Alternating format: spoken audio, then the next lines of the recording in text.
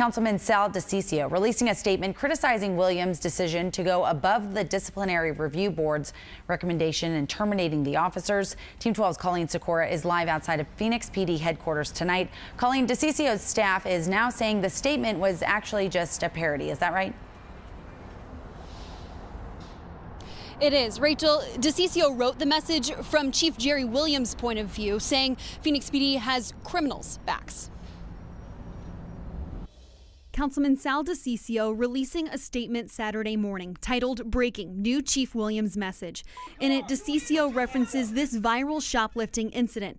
DiCiccio writes from the chief's point of view, inviting criminals to come to the city, and says, quote, "And if our police use naughty names, I will personally fire them and skip town right after." Can you do something? You do it. I am. Christopher Meyer is seen in this video sweeping the legs out from Drayvon Ames. Chief Williams announced this week she intends to terminate Meyer, even though the Disciplinary Review Board recommended 6 weeks unpaid suspension as his punishment. I made my decision because I know that the trust was eroded and that the brand called the Phoenix Police Department was tarnished as a result of that incident. DiCiccio was unavailable to meet us for an on-camera interview. His chief of staff, Sam Stone, says the statement was like a parody, adding DiCiccio believes Chief Williams made the wrong decision. He believes she is caving to political pressure instead of standing for the officers she is sworn to help and protect.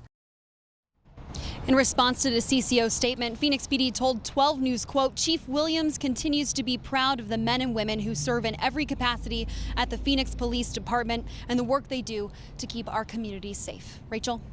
All right, Colleen, thanks for those live details.